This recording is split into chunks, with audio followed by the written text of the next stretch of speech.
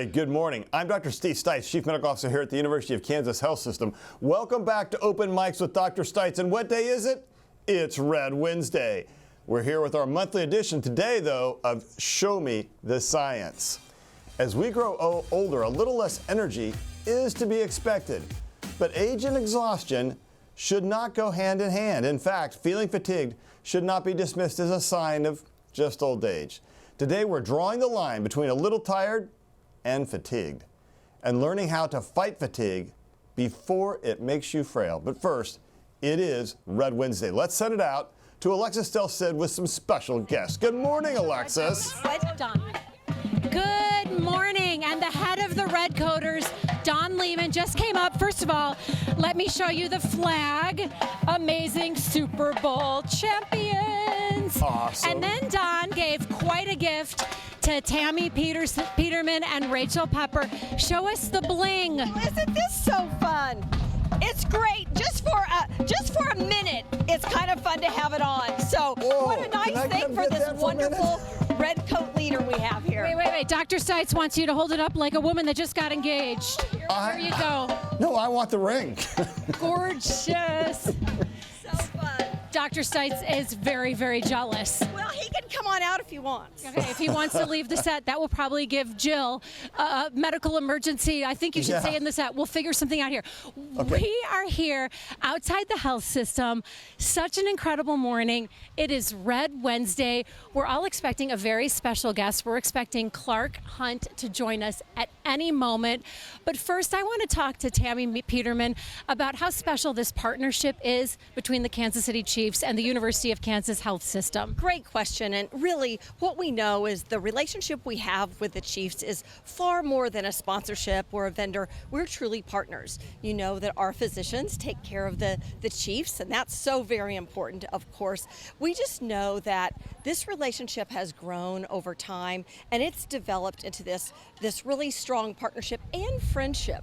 I believe that we make each other's organizations even better and stronger. I love the fact that we have a clinic out at Arrowhead. That's really fun. It's great for our patients. I think it's great for the Chiefs organization as well. When I saw you and Rachel Pepper walking towards me, it felt like you were kind of floating. We're all floating on cloud nine. So I want to talk a little bit to Rachel about the gift that the Chiefs give the patients and the families here who might be spending quite a bit of time here. And when those games come on, or when it's a Red Friday or a Red Wednesday or Thursday, when it's a red day, what's it like when it comes to the mood and the spirits here within these walls? Yeah, I think, everybody loves the Kansas City Chiefs, and our place is definitely no different. Our patients are often facing some of the most challenging days of their lives, and game day brings a sense of normalcy and a fun spirit and something to celebrate and have fun with. And our teams love it too, wearing red and really being excited for the Chiefs. So we're looking forward to the season. Well, guess who just walked up behind us, guys? Clark Hunt is here. So what's protocol? Can I just call him over here? I'm with two bigwigs with the health system. Absolutely. What do you think? Okay, here he comes, everybody. Clark Hunt approaching, making his hellos to the Redcoaters. The Redcoaters are such an incredible organization. Since 1992, they have raised millions and millions of dollars benefiting charities. And in the past 9 years prior to this, with flags going out on Red Fridays or Red Wednesdays or whatever red day, they've raised $4.5 million, all to go to the Ronald McDonald charities. That is incredible. I want to try to grab Clark Hunt. Want to walk with me? Let's see if we can snag him. Ladies, want to come with me? All right. Hi, Clark. Yep. Hi. Alexis Del Cid with the University of Kansas Health System. We have you live on Open Mics with Dr. Stites. Thank you for being out here and for everything that you do for this city. Well, thank you. This is such a great tradition. Red Friday, or this year Red Wednesday, is a great way to kick off the NFL season. The Chiefs are looking forward to getting the campaign underway tomorrow night. Clark, you could be anywhere this morning, and you will be probably everywhere this morning. Why here at the health system for your first stop? Well, we have such a great partnership with the health system. They've been a huge part of our success over the last decade. Their employees are so supportive of the organization. So fun to see everybody wearing red this morning, including you. Yeah. Thank you. So we're excited to get the season underway and really appreciate the health system and their many contributions to the organization over the last 10 years. Tammy and Rachel and I, we were just talking about what an incredible thing it is that the Kansas City Chiefs do, and really our whole community. In the past 9 years before this is the 10th year with these flags benefiting the Ronald McDonald House. You have raised $4.5 million for the Ronald McDonald House Charities of Kansas City. That's pretty incredible for all the families who need that kind of help. How does that feel when you go to sleep at night and you think of what you're doing for families? Well, the Ronald McDonald House is such a great organization. The way they take care of families who have sick children, give them a safe place to stay when they're in town receiving medical care. So it's a real pleasure for us and really for the entire community to be able to support the Ronald McDonald House. Of course, Red Friday is a tradition that goes back 32 years, started by my dad and the Red Coaters to raise money for charities. And since we started selling the flags 10 years ago, it's just really exploded, and we've been able to raise a lot of money. And a big part of that's having a great partner like Ronald McDonald House. And there's really no better fan base. I mean, I know we might be a little biased, but the Kansas City Chiefs, this fan base is incredible. And look who just rolled up, Casey Wolf. Well, he's following you around. Thank you so much, Clark. Dr. Stites is very jealous. Yes. Just ask Mr. Hunt. I'm ready. Just tell him. I know there have been a few injuries recently, a little contract stuff. I'm ready to go. You still have my fantasy contract from 2014, leading receiver, fantasy camp. I got my football right here, ready to go. Anytime. You didn't get that, did you? I hear what Dr. Stites just said, but he's so excited. It's all muffled. I said I'm ready to go. If he needs me. Say something about Star Trek. Oh, he's ready to go. I played both ways in 7th grade. I'm ready to go. Anyway, anytime. He's ready to go. He's ready to go anytime, anywhere, Dr. Stites. I'm under contract. He wants you in the studio. Okay. I'm kidding. You have a place to go. All right. Thank you so much, Clark. Have a great morning. This is incredible. Casey Wolf is here. Casey Wolf, I know you can't talk back, but if you could give me one move that sums up what you're expecting this season. Let's see it.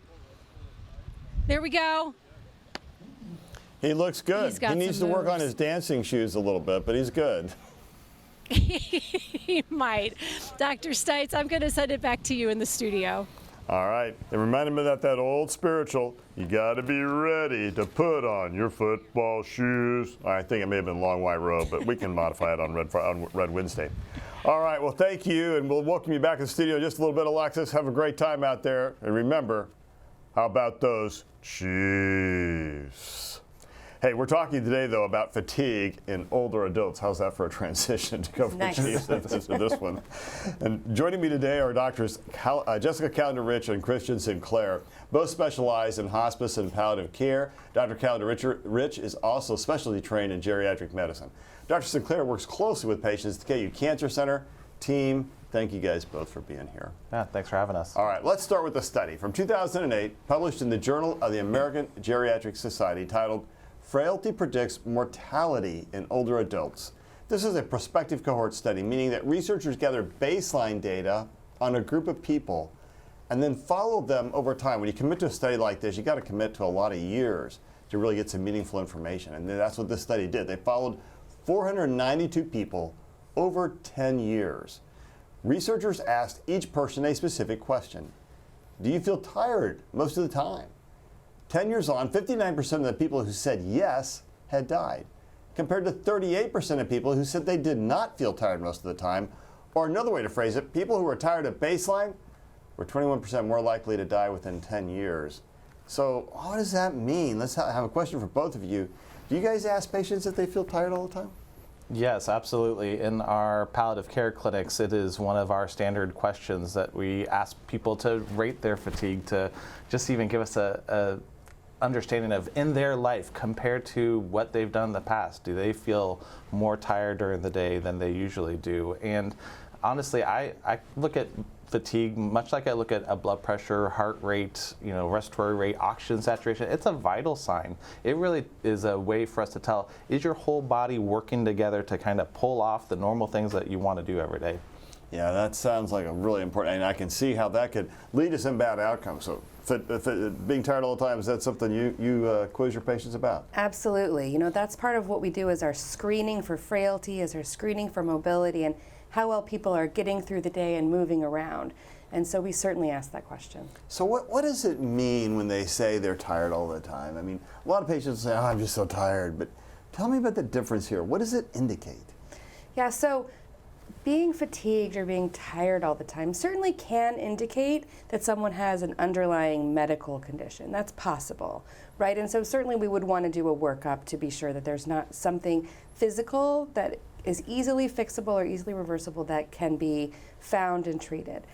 There are other things that cause fatigue though, right? So whether it's depression or it's regular old debility, weakness, I'm not getting up and moving around, and then I feel fatigued, and then I move around less, and then I'm more tired, and there's like a whole cycle that can happen.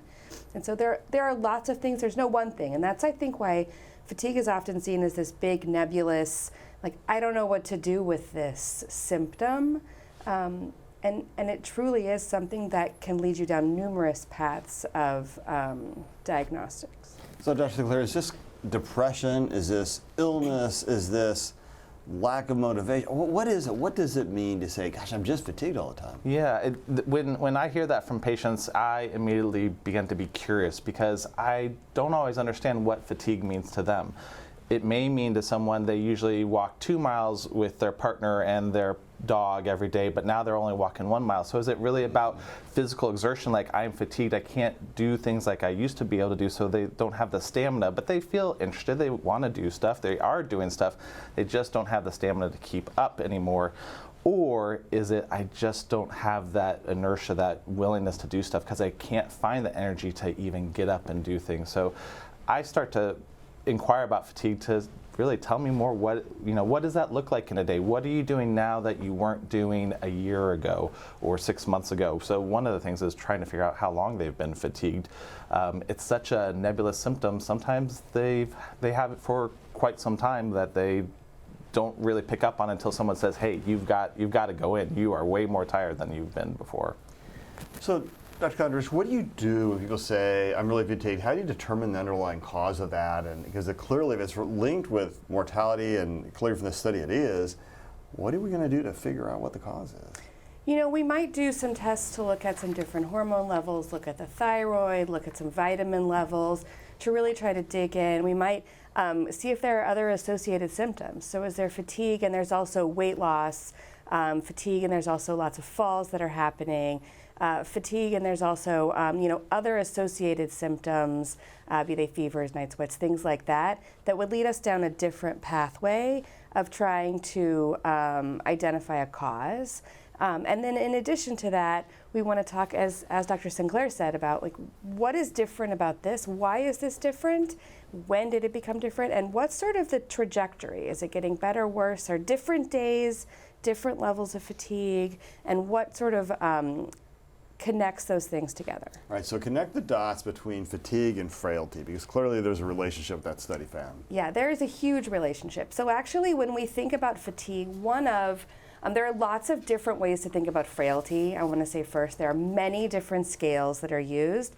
One of the scales that's commonly used, we call it a phenotypic scale, which means it's really about how the person feels and how they look, and less about linking the number of diagnoses and labs and different sort of scientific pieces that can be pulled from the electronic health record. These two types of scales have been shown to be equivalent in the way that they identify frailty as it's linked to other conditions down the road and mortality. So our group tends to use this phenotypic scale, as I mentioned, and the number one question on the scale is, do you feel fatigued most of the time?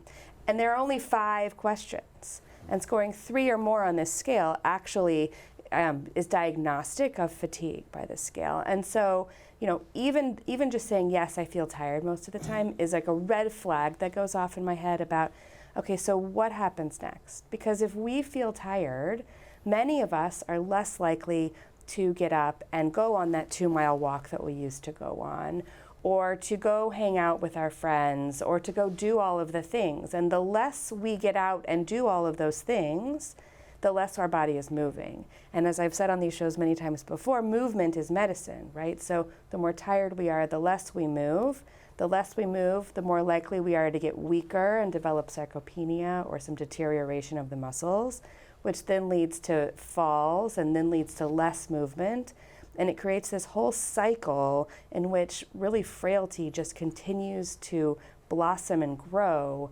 And oftentimes it starts from simple, just I feel tired a lot of the time.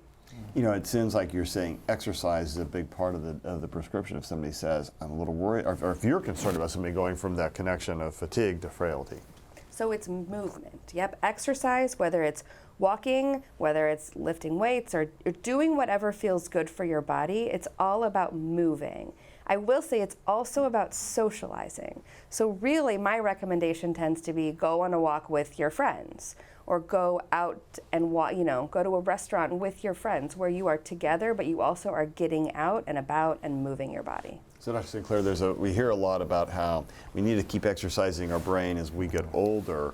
What's the impact of that? You mentioned socializing, but the pandemic must have been really hard on older adults. Yeah, absolutely. And I think that's a component of fatigue that many people may think physical fatigue, but as Dr. Callender-Rich identified, the socializing, the cognitive factors are really important. So people may feel very strong. We may do, grip strength tests, and their muscles are pretty good, but it is more about that interaction, that socialization, that emotional components that their brain is fatigued, and that's a slightly different component, and sometimes or slightly different version of fatigue that leads us in different directions when we're trying to work up potential reversible causes. Yeah, this is a pretty big topic, and I bet we're going to get some questions for it, but we're going to come back to it in just a moment. We're going to check in with Dr. Dana Hawkinson, our Medical Director of Infection Prevention and Control. If you're watching live and want to ask questions, use the methods on the screen, YouTube, Facebook, the X platform, or email. So let's talk to Doc Hawk first. Hawk, how are we doing? Yeah, hi, we're good. We've had a little bit of an increase the last couple weeks as far as our active cases here in the hospital. We have 14 active cases here at the hospital, as compared to, I think, under 10, around 7 about 2 weeks ago. So we have seen a little bit of increase in our active cases, but again, Steve, nowhere near what we have seen in the past couple of years. So I didn't like last week's bump, or no, the week before last, 7 to 14, but from last week to this week, we're holding pretty stable. Yet there sure feels like there's widespread community transmission right now of COVID. I think that's right. I think we all know people who have had it, or have it currently, friends, family. We just know anecdotally that it is out there. I think we have to say that it is higher circulation of the virus. More people are ill right now with it than had been the previous couple months, for sure. And we talk about some of the different variants. We hear about XBB and now BA 2.86. It feels like, even though these are pretty mutated viruses now from the original strain, that they're still highly transmissible.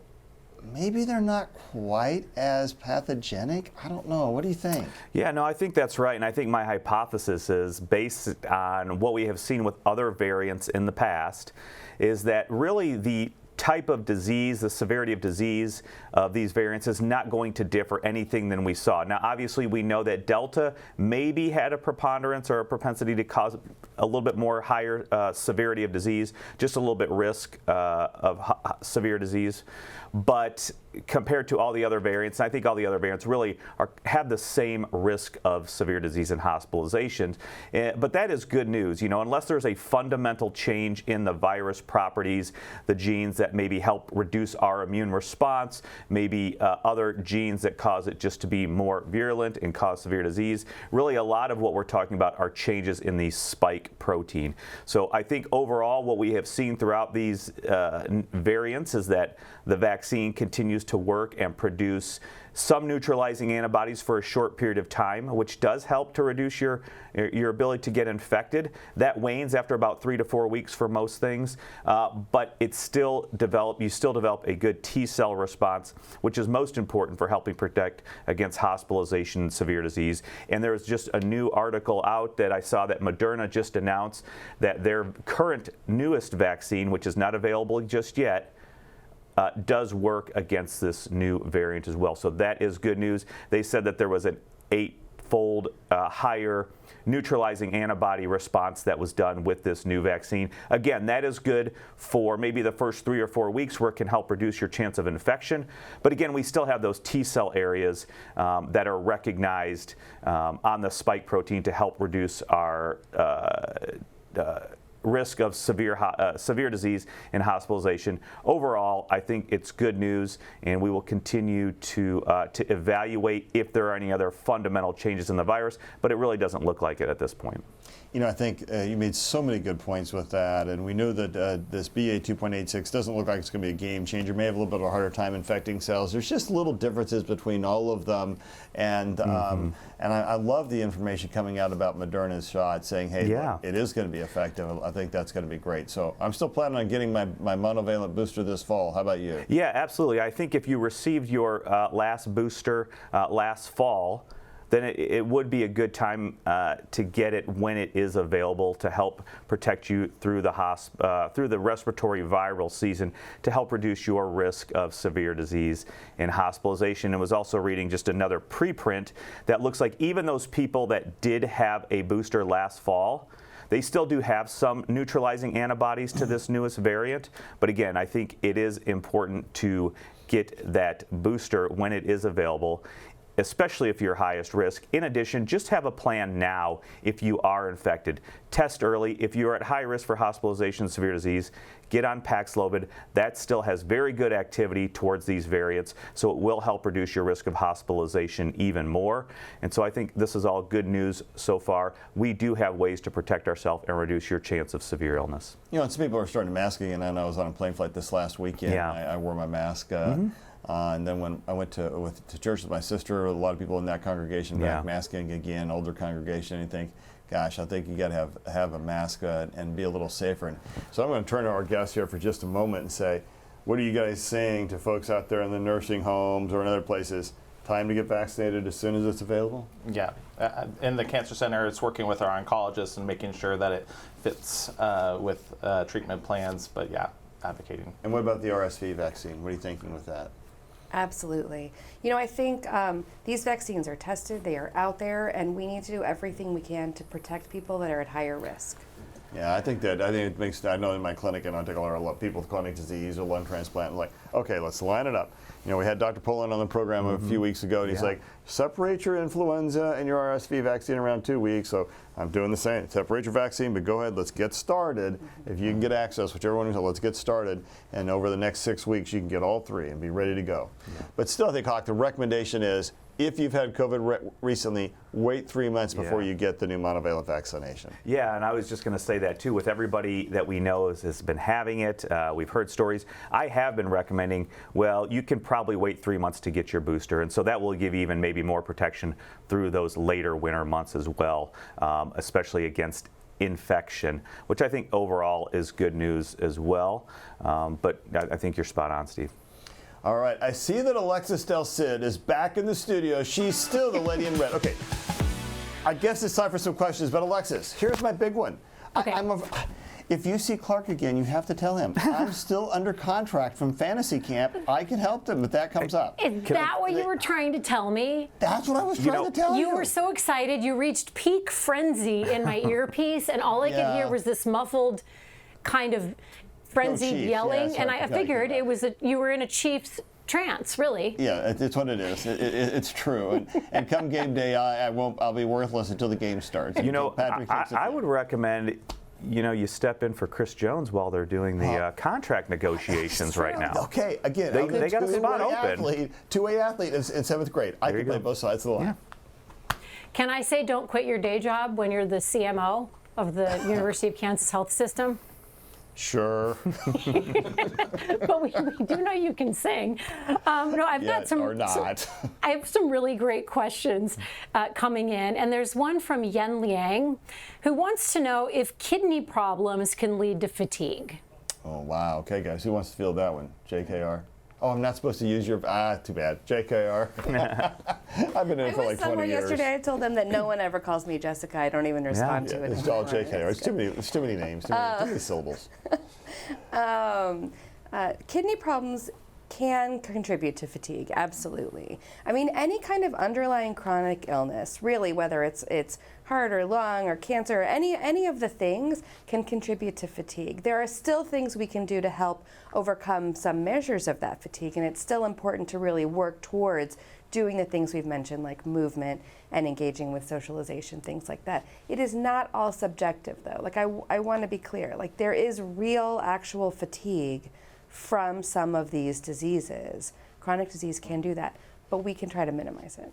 Yeah, and one of the things that we do or talk about in our palliative care clinics in heart failure or in cancer is really trying to help family members and patients be able to communicate about fatigue, to be able to share, what it is like to have an underlying illness that really does zap your energy, and make sure that people are not beating themselves up. I found sometimes people can get very down when their body isn't able to do as much as it used to do, and trying to find a way to communicate that to the people around them that are trying to encourage them to do more things when maybe they're undergoing chemotherapy treatment, and just at that moment their body can't do more. If I could just add one thing, I'm sorry. So a really great resource out there for fatigue is actually occupational therapy, because they can help with energy conservation. They can really give people tips and tricks about how to maintain the energy that they have to do the things that are very important to them,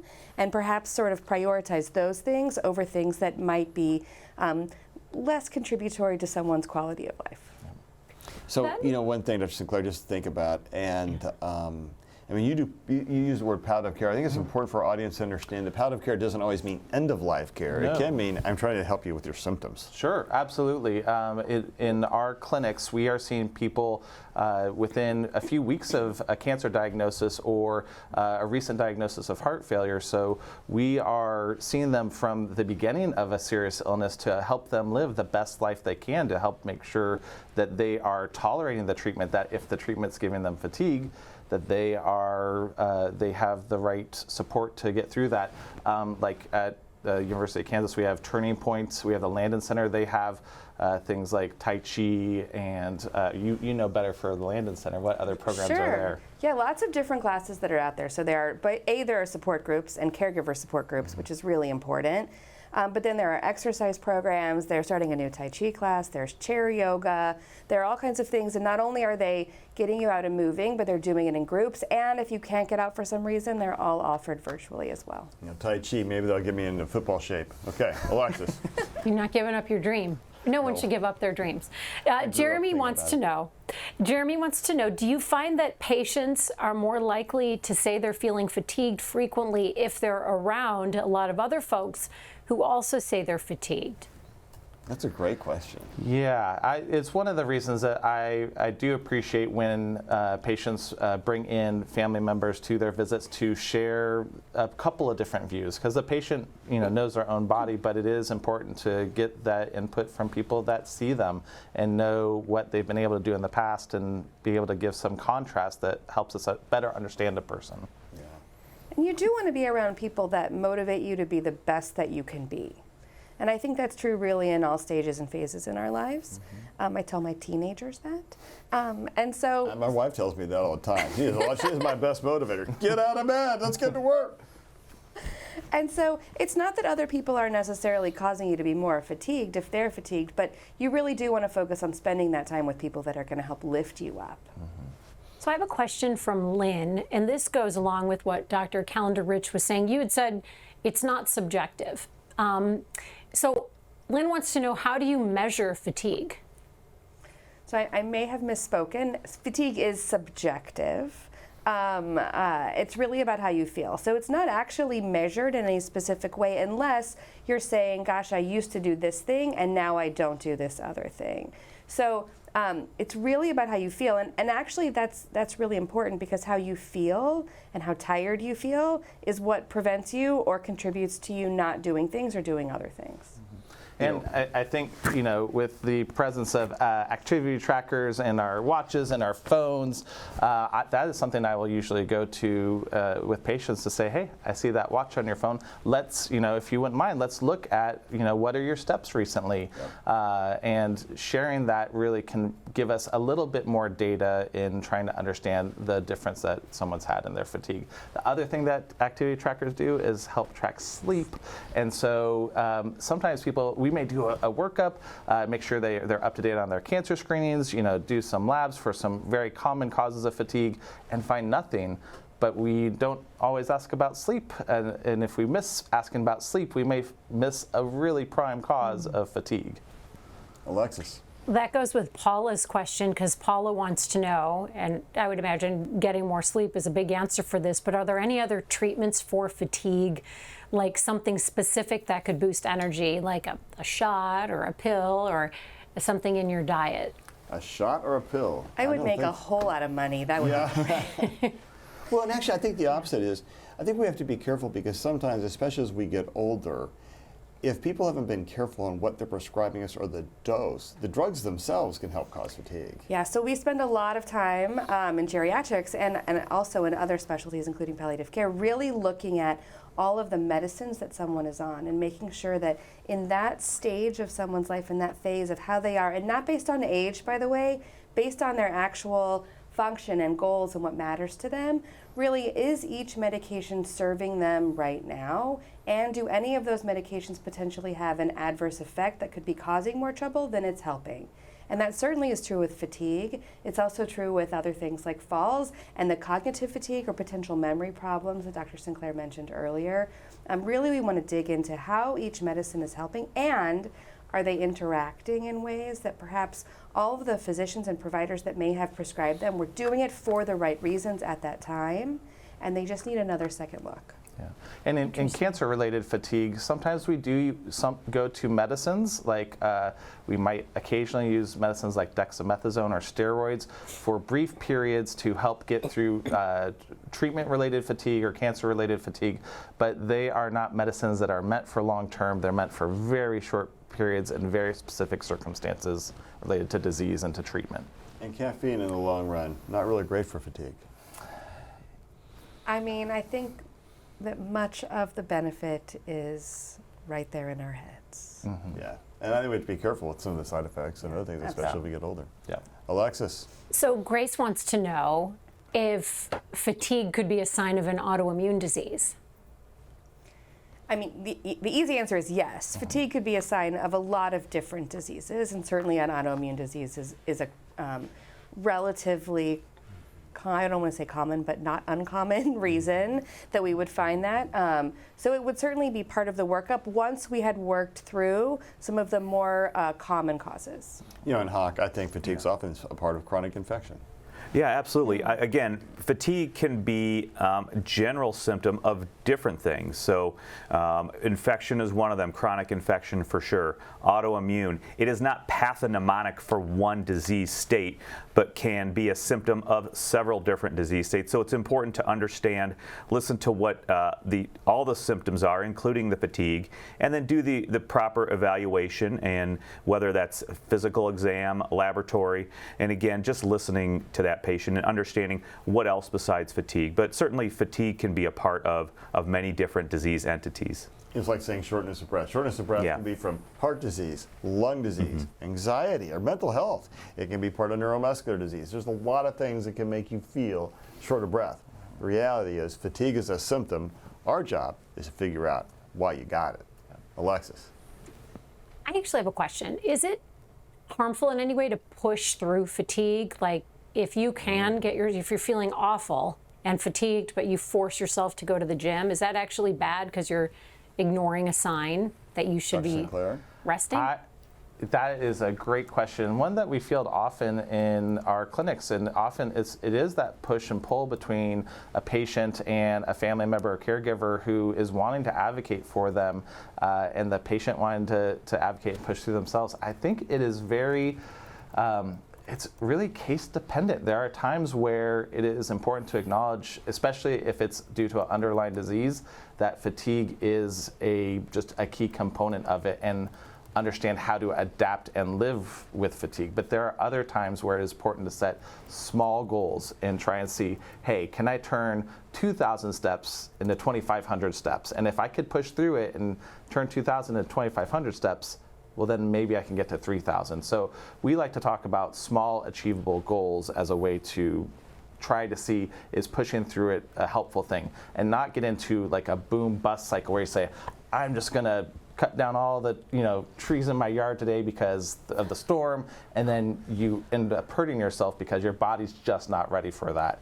That's the type of activity we want to avoid pushing through. Yeah, sometimes my wife will accuse me that, what are you doing today? You can't do 3 hours of exercise because it's Saturday and you're stressed. Okay, there you go. All right, this has been a great discussion. I've really appreciated this, and I think I've learned a lot today too. Let's get to some final thoughts from our guests. Dr. Sinclair, I'll start with you. I think it's important to be checking in with your own body, and if you are feeling more tired, it may not just be just a one-time thing. So check in with the people who know you, and if you aren't getting up and getting around like you used to, talk with your primary care physician and see, are there things to potentially work up, but then also try figuring out where you can start to be active and set small, achievable goals. Gosh, he took all the things. Yeah. What is he thinking? He's trying to tell us something, right? I would say that community is important. So when we're thinking about fatigue, community is important because it helps keep us going. But also when we think about our support systems and the ways in which we find our meaning, it's important to really know those things and to use those things to help push us forward. But I will say, I'll echo what Dr. Sinclair said, if you have persistent fatigue, you really should go to your physician, get that worked up, at least get checked in with them to be sure that everything's on track. I mean, there's just so many things. You can have a low blood count. You can have, an autoimmune process. You can have, lung disease. You can have an infection. So lots of things. Final thoughts, Hawk. Yeah, I would say probably the 3 most common causes of fatigue are work, parenthood, and social media. So if you can work towards that, then that would be good. But no, it is important to go get worked up. Also, identify any other symptoms you may be having.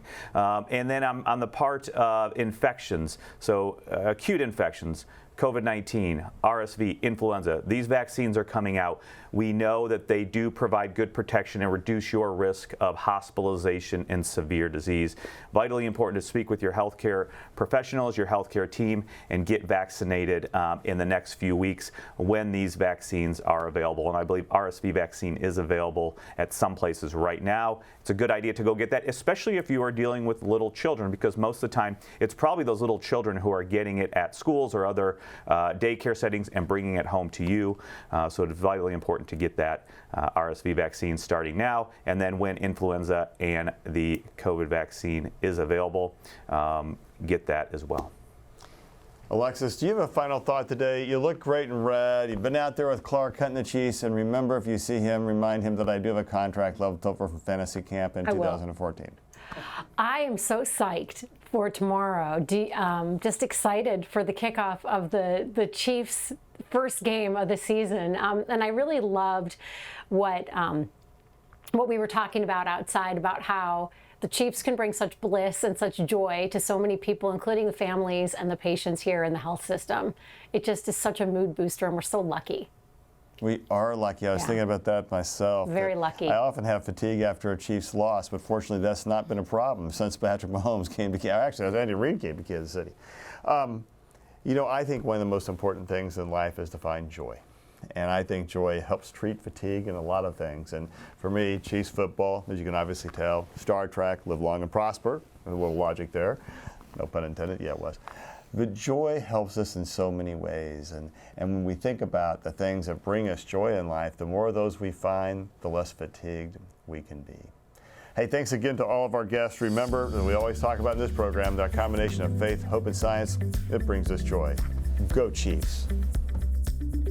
When their college student came home from his summer job with a stomachache, they didn't think anything of it. 3 days later, he was on life support awaiting a heart transplant. The shocking diagnosis, as they thought their son was the picture of health. Thursday on All Things Heart. Subscribe to our morning medical update and Open Mics with Dr. Stites podcasts. Now everywhere podcasts are available.